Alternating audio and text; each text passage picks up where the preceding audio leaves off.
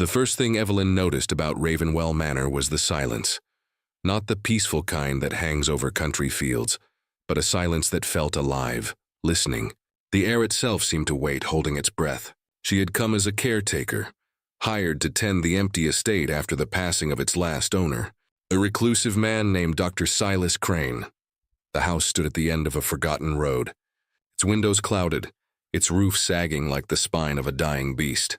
The villagers in nearby Hollow's End had warned her not to take the job. The walls there whisper, one old woman had told her, eyes wide with superstition. Evelyn laughed it off, until she stood before the manor and felt the echo of that warning in her bones. Inside, the manor was colder than it should have been. Every room smelled of damp plaster and old dust. The wallpaper peeled in curling tongues, revealing layers beneath, each pattern older than the last, like rings in a tree. Her footsteps echoed down the main hall, fading into a murmur that wasn't quite an echo. When she stopped, the sound didn't. It was faint but distinct, whispering. She froze, pressing her ear to the wall. The voice, if it could be called that, was soft, childlike. The words were unclear, as though spoken through water. "Help me." Evelyn jerked back, her heart thudding. She told herself it was the wind, the old pipes, the creaking wood. Still, she found herself listening again, waiting for the sound to return. It didn't. Not that night. By the third day, the manor had begun to reveal its secrets. Evelyn found old journals in Dr. Crane's study, their pages covered in neat handwriting and the occasional red-brown stain. The entries spoke of voices he claimed were trapped within the walls. He had conducted experiments, recording the vibrations of the house, believing it retained memories of human suffering. "Every scream leaves an echo," he wrote. "Every echo becomes a soul." She closed the book and shivered. That night, she slept fitfully in the servants' quarters. Just before dawn, she woke to a soft sound, a whispering chorus seeping from the walls. It wasn't one voice anymore. It was many, some weeping, some calling her name. "Evelyn, Evelyn, come downstairs. Help us." The walls pulsed faintly as if breathing. She could almost feel the vibrations against her skin. The sound seemed to come from behind the plaster, deep within the structure itself. She grabbed her lantern and followed the whispers down the hallway, past the portraits of grim-faced ancestors whose eyes seemed to follow her. The voices led her to the cellar door, its handle cold and slick. When she opened it, a foul draft rose to meet her, thick with rot and mildew. The cellar stairs were narrow and crooked. The deeper she went, the louder the whispers became, overlapping like 100 desperate prayers. The flickering lantern light trembled along the stone walls, revealing something strange. Scratches, hundreds of them, carved deep into the plaster. Words, names, "Please let us out." "He won't stop. Don't listen to him." Evelyn stepped back, breath catching. Her foot struck something on the floor, a small wooden recorder. Its metal cylinder was marked with the name Dr. Silas Crane. She lifted it, and without thinking, pressed the play lever. A hiss of static. Then a man's voice, strained, fearful. The experiment succeeded. "They speak. The walls, oh God, the walls remember everything. The pain, the death, it's alive in them. They know me now. They want me." The recording ended with a low moan that didn't sound human. Evelyn dropped the recorder. From the far side of the cellar came a sound, scraping, slow and deliberate. She turned her lantern toward it. The beam caught on something pale, a patch of plaster that was moving. It rippled, bulged, then split open like wet skin. A face pressed out from within the wall. It was faint, translucent like a reflection in glass, yet its mouth opened wide in a silent scream. Behind it, dozens more faces began to form. Men, women, children, all trapped in the surface, mouths moving, eyes rolling. The whispers became a howl. Evelyn stumbled back, covering her ears. The walls pulsed with a heartbeat. "Stay. Join us. He fed us to the house." The faces reached out, their fingers stretching impossibly through the surface, brushing her sleeve. The touch was freezing and her arm went numb. She screamed, wrenching free and running up the stairs. She slammed the cellar door and leaned against it, shaking. But the whispers didn't stop. They followed her, through the hall, up the stairs, seeping through every crack and seam. In her panic, she stumbled into Dr. Crane's bedroom. The bed was still made, untouched. But on the wall above it was a patch of plaster that looked newer than the rest, smoother, slightly bulging. Something inside it shifted. Her lantern flickered. The whispers rose to a fever pitch. Evelyn backed away, trembling. The plaster cracked and a hand burst through, skin gray and dripping. She screamed as more of the wall split open, revealing the twisted figure of Dr. Silas Crane, his eyes milky white, his mouth moving in jagged, twitching spasms. His voice was a whisper layered with 100 others. I told them. The walls, remember? The air filled with dust and cold. The room darkened. Evelyn tried to run, but the floorboards warped under her feet, gripping her ankles like hands. She fell, her lantern shattering beside her. In the flickering light, she saw the walls leaning inward, the faces pressing closer, mouths open. They began to breathe her name. Evelyn. Evelyn, stay with us. Her scream joined theirs as the walls closed, sealing her inside. A month later, Ravenwell Manor was quiet again. The villagers said the new caretaker must have left. The place was cursed after all. But if anyone dared to step inside, to stand in the grand hallway and listen closely, they might hear a faint voice in the walls, soft, familiar, still calling for help. Please, my name is Evelyn.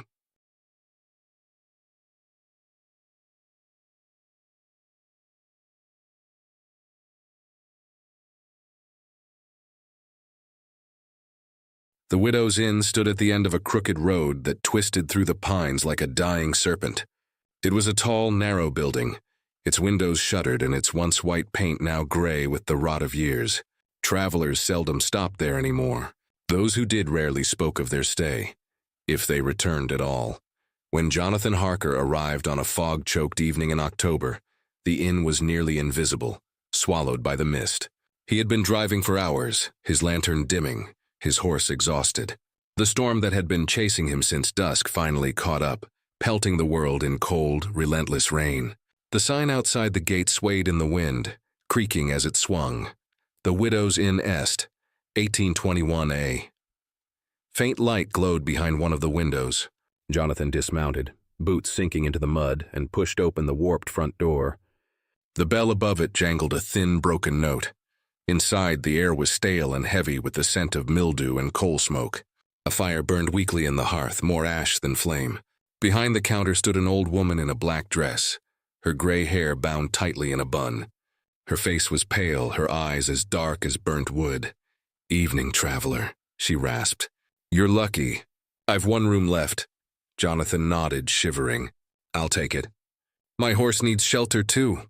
The woman smiled faintly, a smile that did not reach her eyes. "The stable's around back.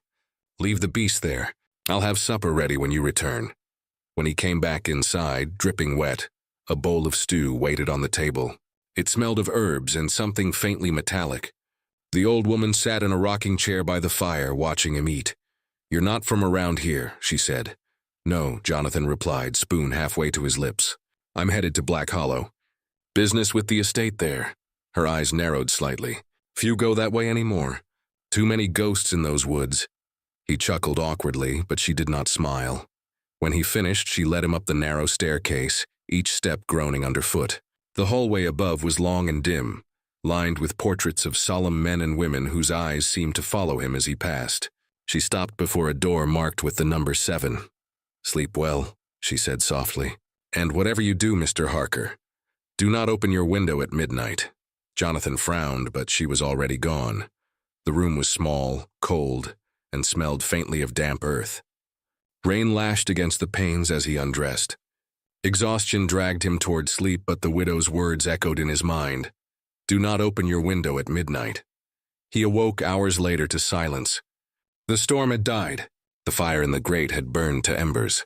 Somewhere below, a clock chimed 12 slow, heavy notes. Midnight, and then tap, tap, tap.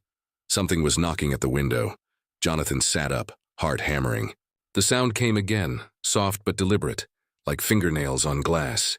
He reached for the candle beside the bed, but the flame sputtered and went out, plunging the room into darkness. The tapping grew louder. "Who's there?" he whispered. A woman's voice answered, faint, trembling. "Please, let me in." "I'm cold." He froze. The voice was young, desperate. Rain streaked the window, and through the glass he thought he saw the outline of a face. pale, pleading, hair plastered to her cheeks. Jonathan hesitated. Perhaps a traveler caught in the storm. Perhaps the widow herself. He crossed the room, hand trembling on the latch. "Are you hurt?" "Please," the voice said again. "It's so cold out here." He began to lift the latch and then stopped. Behind him, something creaked. Jonathan turned slowly. The rocking chair in the corner was moving back and forth, though no one sat in it. "Please, let me in," the voice whispered again. This time it was closer, right at his ear. He stumbled back from the window. The rocking chair stilled. The door to the hall stood ajar, though he was certain he had locked it. From the corridor came the faint sound of footsteps, slow, dragging, and uneven. He backed toward the bed. The footsteps paused outside his door. A long silence. Then, a whisper. "Open the door, Jonathan." He didn't move. The knob turned slowly, rattling against the lock. "Jonathan," the voice cooed, soft as silk. "You're not safe in there." His pulse thundered in his ears. He snatched the iron poker from the hearth and pressed himself against the wall. The door shuddered. Once, twice, then burst open so the hallway beyond was empty, only shadows stretching, long and crooked in the candlelight. But on the floor, just outside the threshold, lay a wet footprint, small, bare, and leading away toward the stairs. Jonathan followed, against every instinct screaming at him not to. Down the staircase, through the flickering light of the dying fire, he saw her, a woman in a tattered white dress, hair hanging in dripping ropes. Her skin was blue with cold. She looked up at him with eyes that were black pits. "I told him not to open the window," came the widow's voice from the shadows. "But they never listen." The ghost turned toward the old woman, lips twisting into something like a smile. Jonathan stepped back, horrified, as the apparition glided forward and vanished into the widow's chest like smoke returning to a chimney. The old woman's body stiffened. Her eyes rolled white. Then she looked at him and whispered, "She was my daughter. Every year she comes back, searching for warmth. I told you not to open the window." Jonathan turned to flee, but the front door was gone. In its place stood another window, black and waiting. Outside, a pale face pressed against the glass. "Please," it whispered. "Let me in." The widow's inn stood silent when the sun rose. The door creaked in the wind, and room number 7 was once again vacant. On the window pane, faint as frost, were the words, "Thank you for letting me in." The Thing Behind the Mirror by Graham Holt. There was something wrong with the mirror in Emily Carter's new house. It wasn't old or cracked. In fact, it was beautiful. A tall antique mirror with a silver frame shaped like vines curling around glass. The previous owner had left it behind, saying it was part of the house. Emily didn't think much of it. She placed it in her bedroom right across from the bed. At first, she loved it. The way it caught the morning light, the smooth glass, the elegant frame. But after a week, she started to notice things. It began with small movements. Late one night, as she scrolled through her phone, Emily saw something flicker in the mirror, a shadow. She thought it was her imagination, a trick of light. But when she looked up, her reflection was standing still, frozen. While she had turned her head, Emily blinked hard.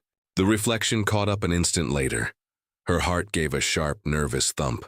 The next morning, she convinced herself it had been a dream. But when she stood before the mirror brushing her hair, she noticed that her reflection smiled half a second too late. It wasn't much. But once you noticed, you couldn't unsee it.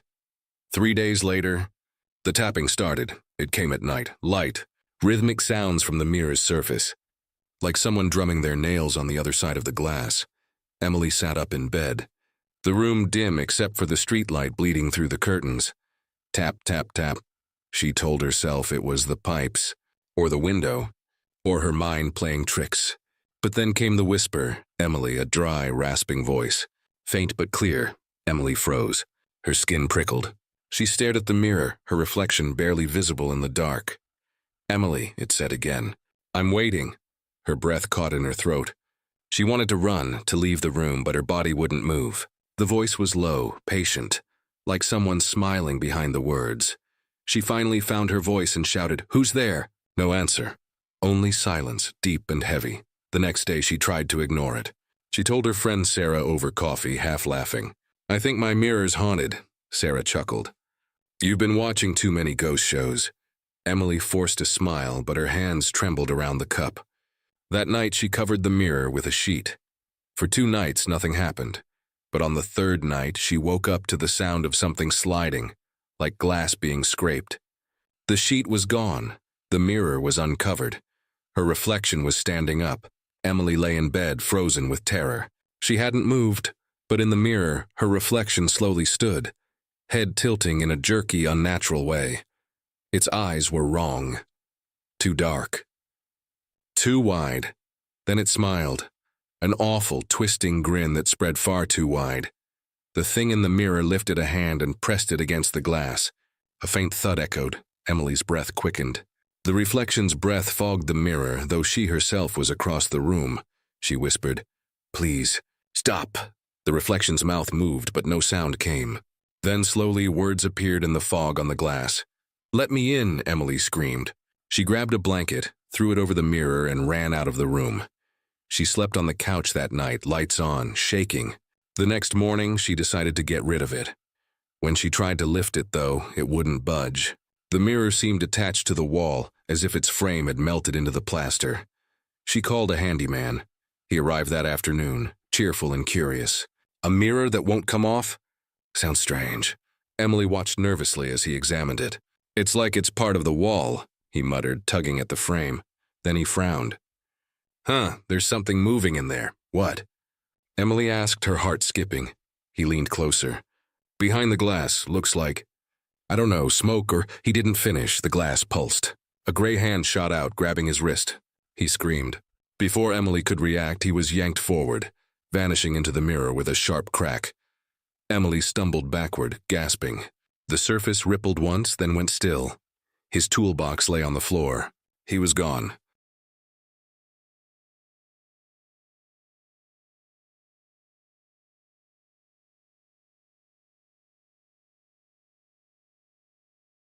The old farmhouse on Willow Creek Road had been empty for 30 years.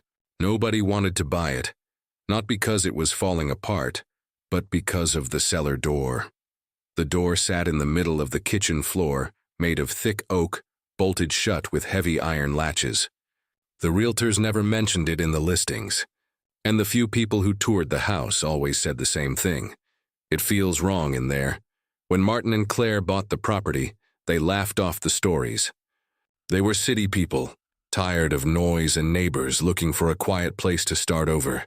"It's just a door," Claire said on the first night, brushing her hand across the dusty wood. "Probably where they kept food back in the day." Martin nodded, but the air in the kitchen felt heavy, as though something deep below was listening. The door. The first week was peaceful. They cleaned, painted, and opened windows that hadn't seen light in decades. But no matter how much sunlight streamed through the house, the cellar door stayed cold. At night, the floorboards around it creaked, as though someone walked below them. Sometimes Martin woke up to faint tapping, a slow, deliberate rhythm coming from under the kitchen floor. Claire said it was rats. Martin wasn't so sure. One morning, he found the metal latches slightly bent outward, as if someone had pushed from underneath. He showed Claire, but she only frowned and said, "You probably didn't close them right." That night, they both heard the voice. A whisper, soft and trembling, rose from beneath the door. "Help me." Claire froze in the hallway. "Martin, did you hear that?" He did, but he didn't answer. The whisper came again, clearer this time, a woman's voice pleading. "Please, it's dark down here." Claire ran to the door, her hand shaking on the latch. Martin caught her wrist. "Don't." Her eyes were wet. "What if someone's trapped?" "It's been locked for decades," he said. "Whatever's down there isn't alive." And the scratching, they tried to ignore it. But by the 3rd night, the sounds became louder, scratching, scraping, and sometimes a muffled sob. Claire stopped going into the kitchen after dark. She said she could feel someone standing beneath the door, waiting. On the 4th night, Martin dreamed of a woman in a gray dress, her face pale and smooth as wax. She stood at the cellar door, whispering his name over and over. When he woke, the whisper continued faintly, seeping through the cracks of the floor. He checked the clock. 3:13 a.m. The latches rattled once, twice, then stopped. He got out of bed, heart pounding, and walked into the kitchen. The moonlight spilled through the window, falling directly on the cellar door. The air was colder there, so cold his breath fogged. He crouched, pressing his ear to the wood. Nothing. He exhaled, ready to stand up, when something knocked back from the other side. 3 sharp raps. He stumbled backward, slamming into the table, then a whisper right against the floorboards. "Martin." "Open the door." 3. The story the next morning. Martin drove into town to ask the locals about the house. Most people avoided his questions, pretending not to know what he meant. Finally, an old man at the diner leaned over and said, "That cellar's got a history. Belonged to the Haskins family. The wife went missing back in 1954. They said she ran off, but folks around here know better." "What happened?" Martin asked. "They found her husband dead at the kitchen table." Throat slit. Door to the cellar bolted from the outside. Martin felt the blood drain from his face. "You mean she was trapped?" the man said softly. "Down there for days. Some say weeks." Sheriff never opened it. Thought the smell was enough proof. But when they finally did, the place was empty. Martin didn't eat the rest of his meal. When he got home, the latches were open. "The opening, Claire!" he shouted. No answer. He searched the house, bedroom, bathroom, porch, but she was nowhere. Only the kitchen door stood ajar, and beside it the cellar hatch hung loose, yawning into darkness. A damp, moldy smell rose from the black hole. "Claire," his voice cracked. "Claire, are you down there?" Something moved below, a soft scuffle, then silence. He grabbed a flashlight from the counter and pointed it into the darkness. The beam stretched down a set of stone steps slick with moisture. Halfway down, the light caught something pale. A hand. "Claire!" he called, running down the stairs. The cellar was bigger than he expected, lined with shelves of old jars and tools rusted with age. Water dripped from the ceiling. At the far end stood Claire, or what used to be her. Her skin was gray, her eyes wide and empty. She stood perfectly still, staring at him. "Claire." Her lips parted. "She's here." Behind her, in the dark, another shape shifted. The woman from his dreams, long hair hanging wet over her face, her gray dress torn and soaked. Her head tilted as she smiled.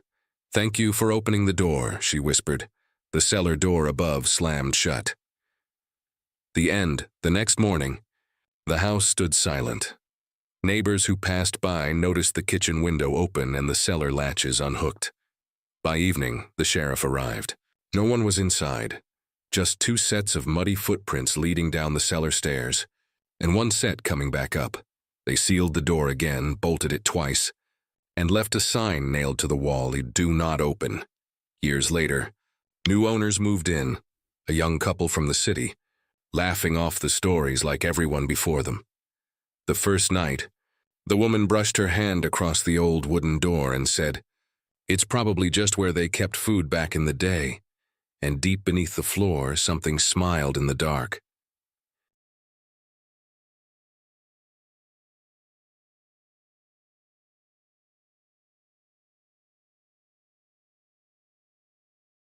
The cottage on Black Hollow Lane had been empty for 40 years.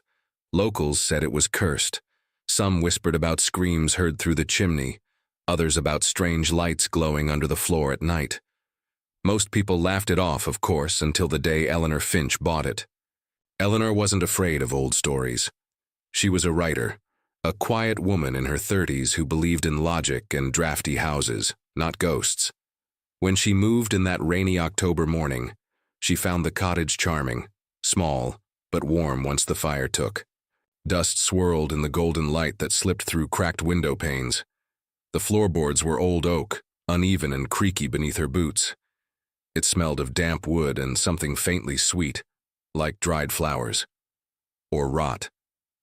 That first night, she stayed up late, unpacking and sipping tea. The storm outside made the walls groan.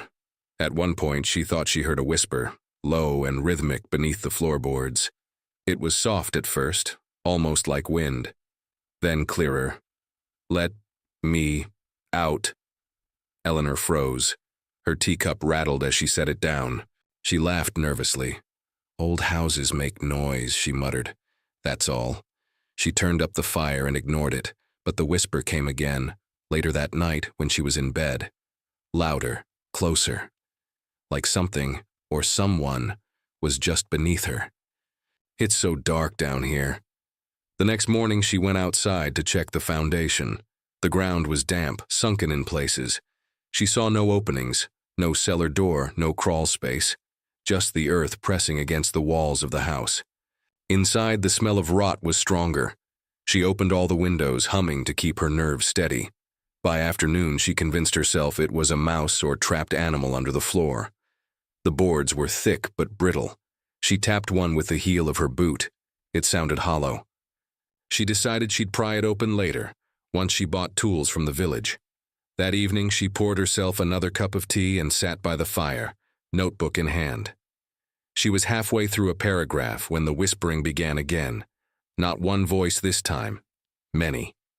Dozens murmuring over one another like restless bees. She pressed her ear to the floor. He's still here. Don't wake him. He's hungry. We shouldn't have buried him there. Her blood ran cold. She scrambled back, the chair toppling behind her. Who's there? She cried. Who's talking? The voices fell silent. The only sound was the hiss of the fire. After a long moment, she forced a shaky laugh.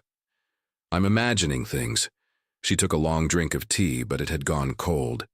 That night, she dreamed of the floorboards. She saw pale hands pressing up from beneath them, small as a child's, clawing for air. In the dream, the boards splintered, and something wet and gray began to crawl out, something that used to be human, but had been forgotten too long. When she woke, her sheets were damp with sweat. The whispering was back. She sat up slowly. The sound came from right below her bed. Eleanor. Her name. It had said her name. She stared down at the floorboards, eyes wide. Who are you? She whispered. Silence, then knocking. A slow, deliberate thump, thump, thump from under the boards. She leapt out of bed, grabbed her lamp, and ran to the living room. The fire had gone out. Shadows stretched long across the walls. Something moved beneath the floor, following her steps. Everywhere she walked, the boards creaked, and the movement followed from below, slow, dragging, as if it were crawling after her. In the gray light of dawn, Eleanor finally found the courage to pry up one of the loose boards near the hearth. Underneath was black dirt, moist and cold. She dug at it with her hands, uncovering what looked like old cloth. Then, something hard. She brushed the soil away. Her fingers touched bone, a skull, small, child-sized. She stumbled back, gasping, hand over her mouth. Her mind raced. Why was there a body buried in her house? Who was it? But before she could think further, the whispering began again, this time so close it seemed to rise from her own throat. You shouldn't have touched it. The dirt shifted. Eleanor dropped the lamp. It shattered, spilling oil across the floor. The fire from the hearth caught it instantly, flames racing toward her feet. She ran outside, heart pounding, the cottage glowing orange behind her. The fire roared, swallowing the roof, devouring the walls. Through the crackling flames, she thought she heard screaming.